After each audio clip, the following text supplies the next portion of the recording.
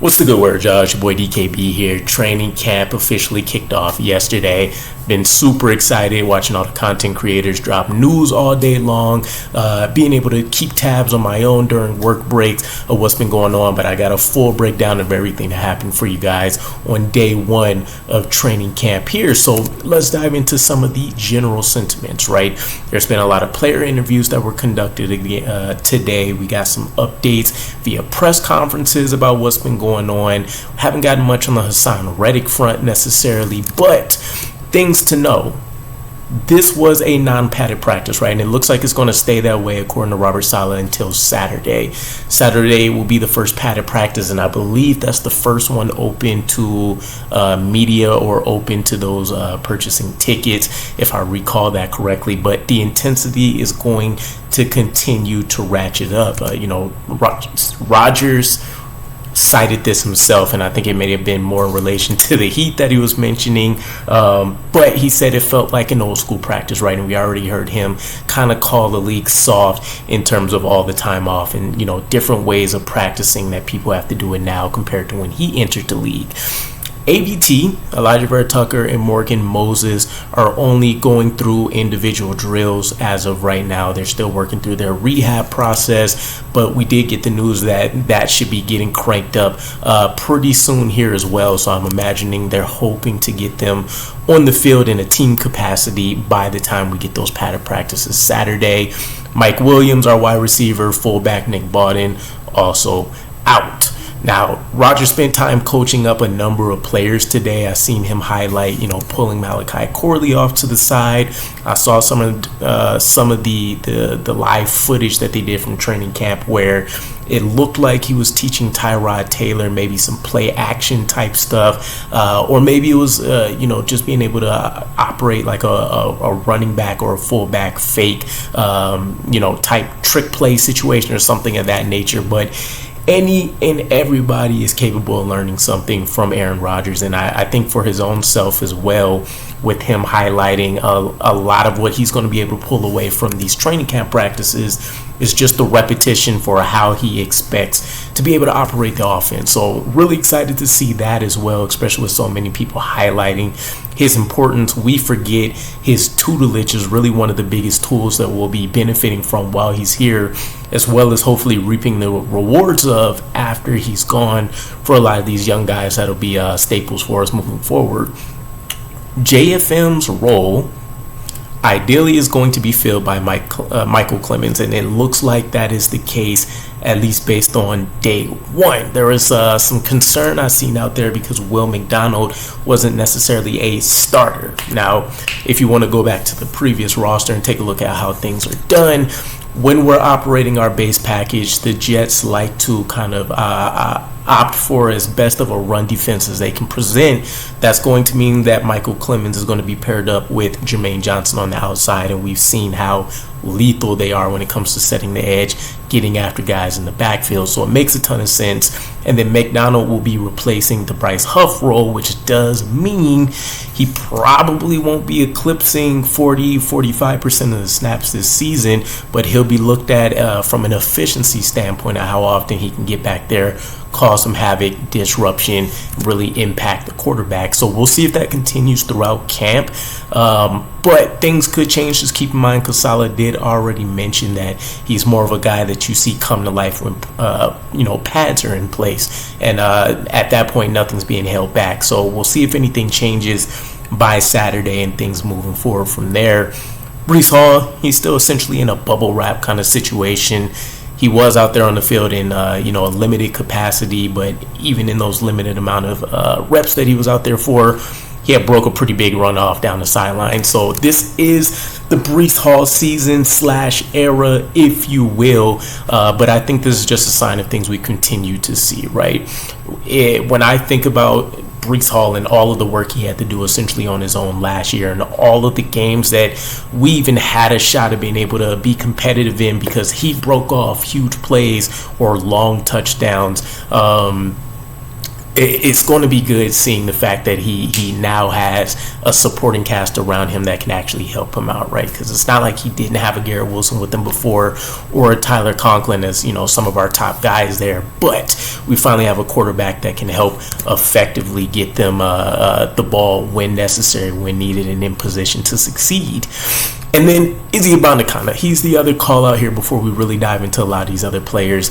Izzy still is exclusively working essentially with the third string unit. Every other running back, when Breece Hall took his back seat today, got reps with the first team, or they were thoroughly involved with the second team and getting sprinkles of first team reps. But Izzy's the only one that is essentially already looking like a practice squad scout team kind of guy. So and this includes the fact that Xavier Valade, my practice squad guy I've highlighted a few times from last year, is looking like he's jumped Izzy on the depth chart as well, with him even being rotated in for some first string reps. Diving into some of the players though, so let's talk about Rodgers, right?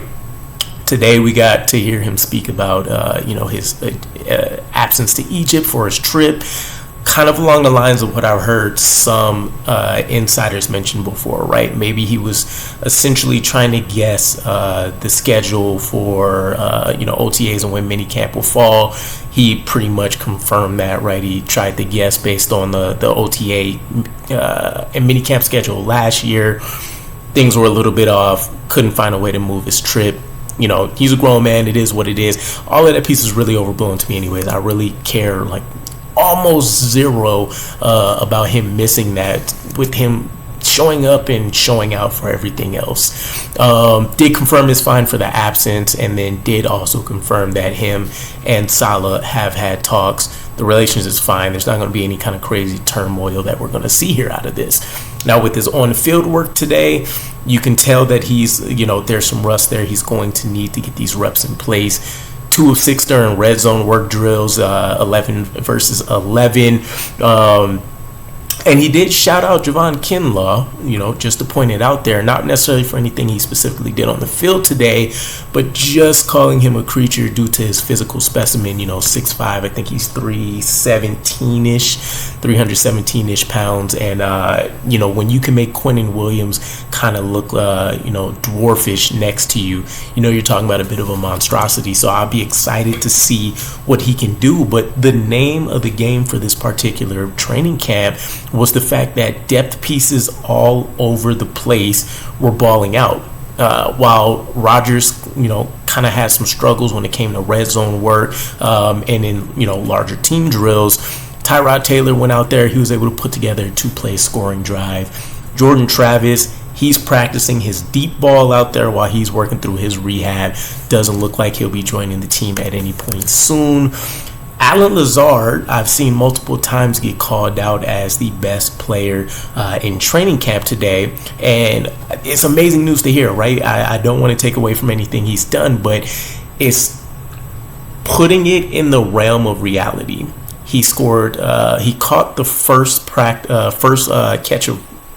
He caught the first pass from Rodgers today for training camp on a diving catch. I think it was about 20 yards. Looked impressive from what I've heard. And then he had a leaping red zone touchdown grab during red zone work from Rodgers to end practice. From by all accounts, definitely his best day of practice since the off season's kicked off. But to put it in perspective, we're talking about literally 2 plays that people have highlighted. I don't know if he had any catches in between, but it didn't sound like it.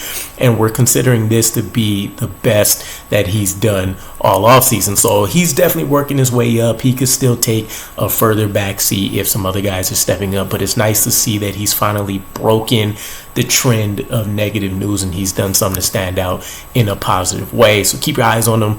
Rucker, we're waiting to see take the next developmental step for him. What that means depends on who you ask. I already think he does pretty well as a blocker. In the receiving game, though, you're looking for him to pick up his impact.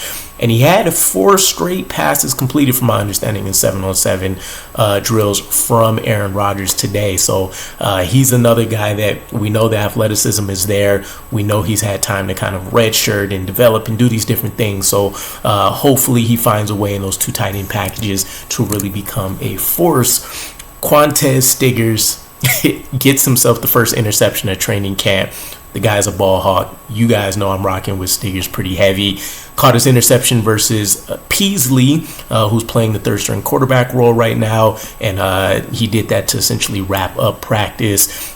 Jared Bernard-Converse is a name that, if you guys paid attention maybe a month ago, I called out as a guy that was a huge standout in one of the OTA practices, breaking up multiple passes, and I think he got himself a pick as well. It may have just been a day where he was denying everything, but solid confirmed he's moving back from safety to cornerback. Kind of has been flip-flopping his whole career right after playing cornerback and safety in college as well. But he has all the attributes that you would look for. The way that they've described JBC is the same things that you've heard them highlight about a guy like Bryce Hall, for example. So seeing him return back to cornerback will be an interesting development, but he did have a pass breakup versus Irvin Charles, not a small man by any means, with Tyrod Taylor leading the charge. And to see him standing out early is definitely a good sign, right? Still shorts and a shirt, but it's good to see that he's still finding a way to be effective around the ball. Irvin Charles himself hoping to separate the bottom of the wide receiver depth chart, solidify his role. He was involved in the receiving game today, got himself a touchdown from Tyrod Taylor.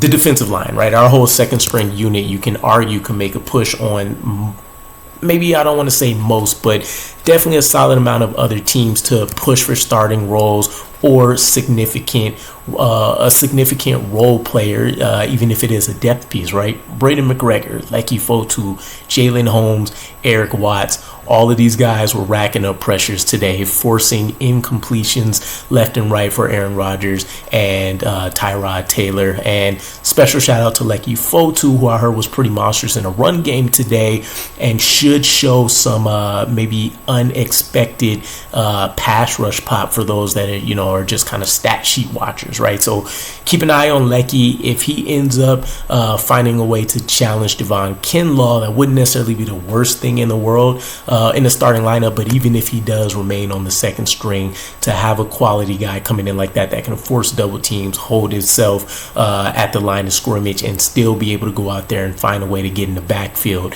would be a huge plus for the Jets. And then McDonald got himself a pass breakup today at the line of scrimmage versus Rodgers in red zone work. As I mentioned earlier, for those that may just see some of the headlines, yes, Will McDonald is not technically a starter in this defense. He'll be taking on the Bryce Huff role, which means he will be out there enough on the field, but the Jets are going to prefer to shore up their run defense whenever possible, so Michael Clemens is starting over him. So ton of fun checking out all the news, checking out all the video coverage that people are getting, and the NFL insiders are producing. Let me know what you guys think about day one of training camp. I think it's a huge plus. Obviously, if you couldn't tell by the breakdown today, the defense won over the offense. But again, let me know what you guys think. I'm excited to hear all the comments, questions, concerns as we continue to progress throughout this training camp. I'll catch you guys again. Peace.